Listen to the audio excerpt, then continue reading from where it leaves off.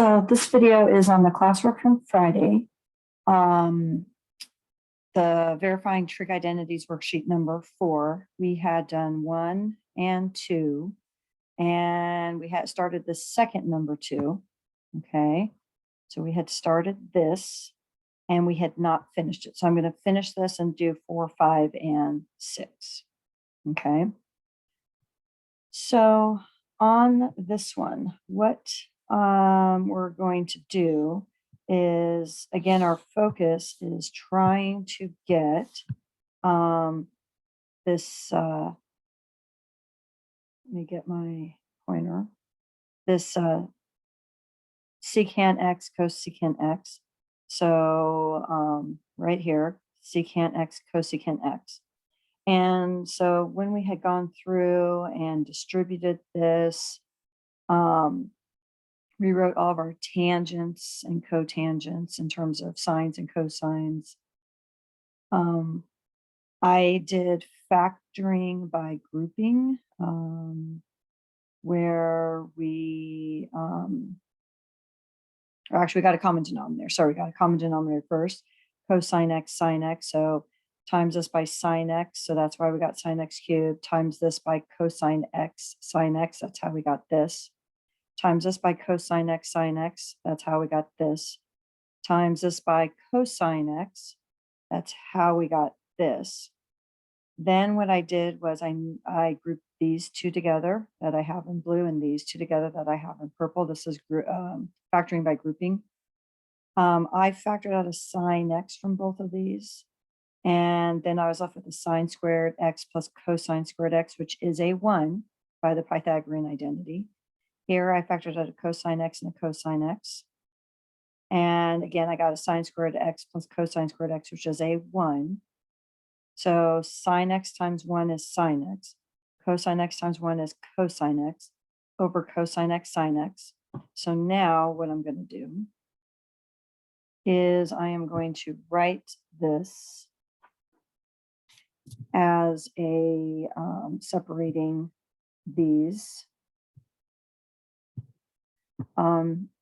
putting the sine x over the denominator and the cosine x. So I'm just going to write it right here. So I'm going to have sine x over cosine x sine x, splitting the fraction, plus cosine x over cosine x sine x. And then what's going to happen here is here the sine x and the sine x are going to cancel. So that's going to be 1 over cosine x. Here the cosine x and the cosine x are going to cancel. So that's 1 over sine x. And 1 over cosine x is secant x. And 1 over sine x is cosecant x, which is equal to what I wanted, which was secant x plus cosecant x. So there we go, we got it. So let's take a look at number 4. Okay, I'm just going to draw a line here. Just separating this. Okay. So noticing this one, I noticed that I have tangents, and I'm trying to get cotangents. So I'm going to write this in terms of cotangents, all my tangents. Okay, so I'm going to write all my tangents in terms of cotangents. So I am going to get sine x over cosine x minus 1 over sine x over cosine x plus 1. And what I'm going to do is get a common denominator in my numerator and in my denominator. So when I do this, I am going to get the following.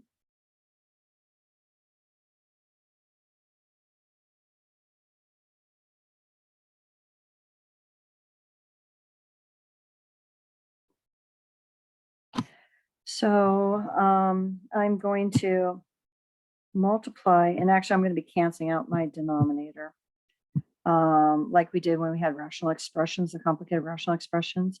So I'm going to be multiplying everything on top by cosine x and everything on bottom by cosine x, because cosine x over cosine x is a 1.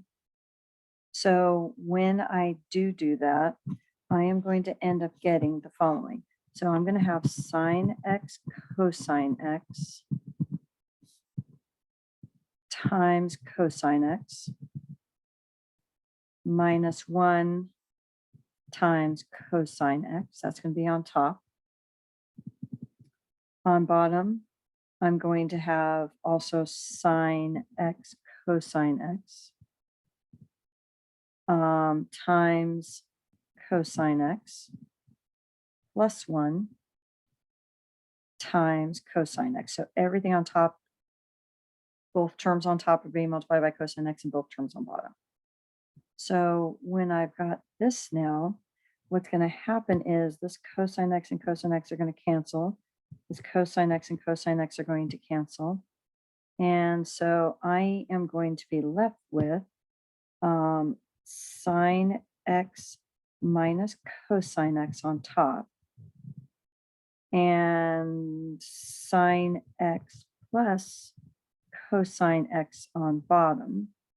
And remember, what I'm trying to get is this. I'm trying to get 1 minus cotangent x over 1 plus cotangent x. Okay, that's my goal. So I'm trying to get, let me just write it here. I'm trying to get 1 minus cotangent x over 1 plus cotangent x. That's what I'm trying to get. Okay, that's what each of these is trying to end up getting.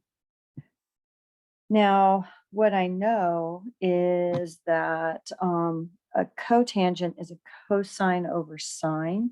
So what I'm going to do is I am going to divide times everything on top by really 1 over sine x and everything on bottom by 1 over sine x. Again, that's just keeping it 1 over sine x divided by 1 over sine x is just a 1. But when I distribute this in, I'm going to have sine x over sine x. Oops. Sine x over sine x on top minus cosine x over sine x. And on bottom,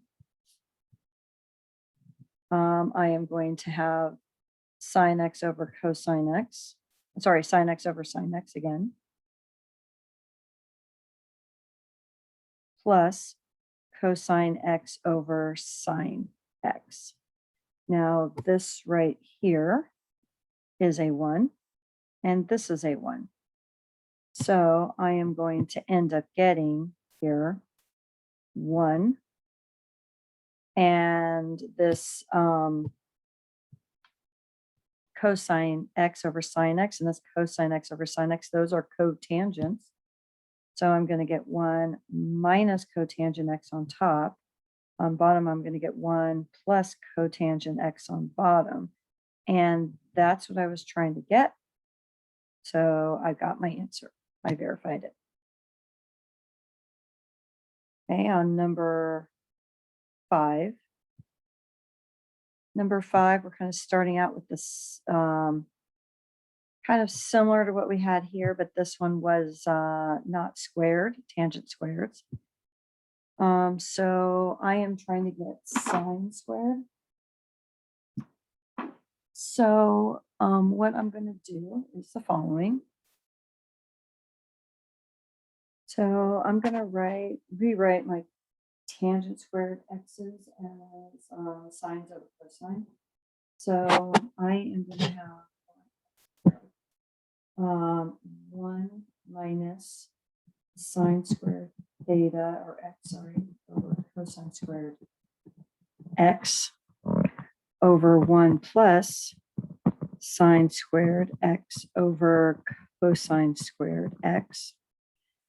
I am then going to try to get rid of the fraction and the fraction. So I'm going to be multiplying everything on top by cosine squared x and everything on bottom by cosine squared x. I got to do the same to the top and the bottom. And when I do that, let me just go this way so I save myself some space. I get cosine squared x minus, and this is distributing to here. Now here, what's going to happen is this and this are going to cancel. So I'm just going to get sine squared x, okay? So again, it distributed to both of them. It's going to cancel with the second one. And similar on the bottom, okay?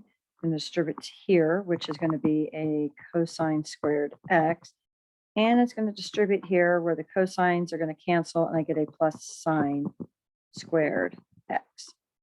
Now, this in the bottom, this cosine squared x plus sine squared x, that's a 1. That's that Pythagorean identity. So this is now going to equal cosine squared x minus sine squared x. And then what I'm going to do is, in place of this cosine squared x,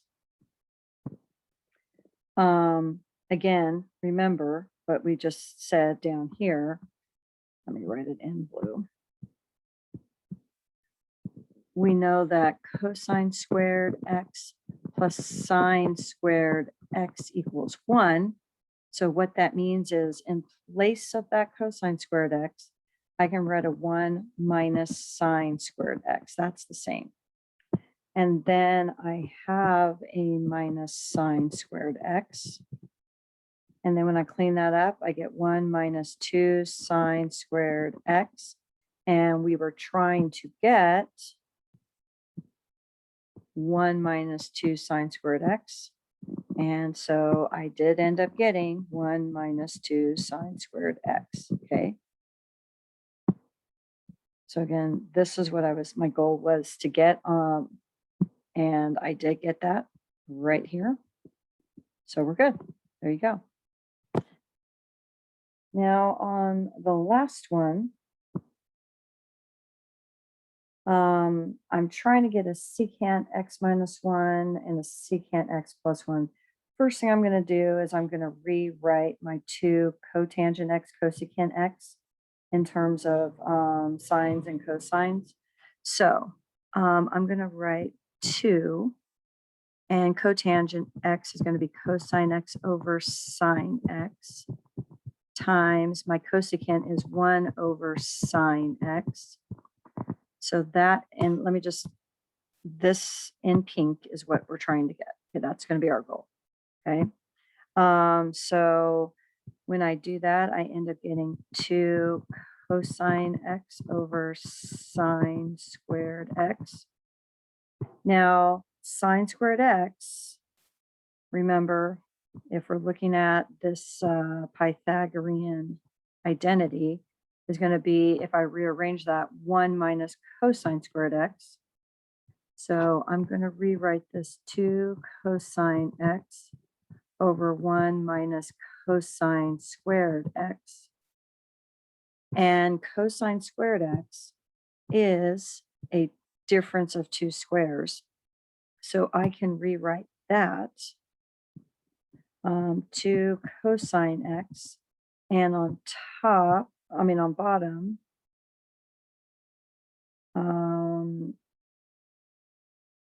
here, let me change this first to, before I do that, let me change this to secants, okay? So what I'm going to do is I am going to multiply the top and bottom by 1 over cosine squared x and 1 over cosine squared x. So what's going to happen on the top is I have 1 cosine x on top. I have 2 cosines. So I have cosine squared on bottom. I'm going to get 2 over cosine x. On the bottom, I'm going to have 1 over cosine squared x, basically minus 1. Okay, when I distribute this to here and to here. I'm really dividing everything by cosine squared x. That's really what I'm doing. So now this is going to be 2 secant x. This is going to be a secant squared x minus 1. Secant squared x is a difference of 2 squares. So I'm going to rewrite that. So that is going to give me 2 secant x over secant x plus 1, secant x minus 1. Now you can see I need a secant x plus 1 and a secant x minus 1, but I need them as separate fractions, separate denominators. So what I'm going to do is I'm going to split my secant x. So I have 2 secant x. So I'm going to do this. I'm going to write secant x. And what I'm going to do is I am going to split this, but let me first write secant x minus 1 plus secant x plus 1. And that is still this 2 secant x. Okay, let me do it in orange. This 2 secant x, this is equal to it because I have a secant x and a secant x.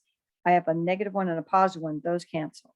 So I'm going to get 2 secant x. But I'm splitting this so that when I write it, okay, over secant x plus 1, secant x minus 1, I can write this as 2 separate fractions.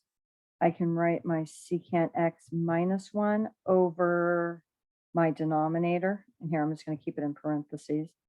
So it's going to be secant x plus 1, secant x minus 1 plus, and I'm going to do the same with the other denominator, which is other term, secant x plus 1 over secant x plus 1, secant x minus 1. Let's see if I can minus 1.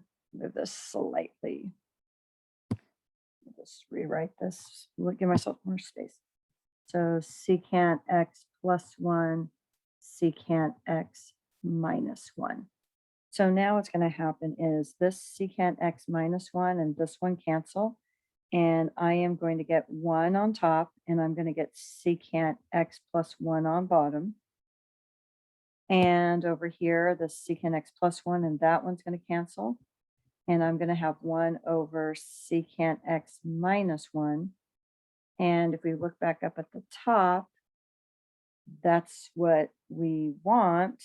Okay, it's in a different order. I can rewrite it. It's going to be the same thing. So we've got it. And I'm going to make a video for the homework.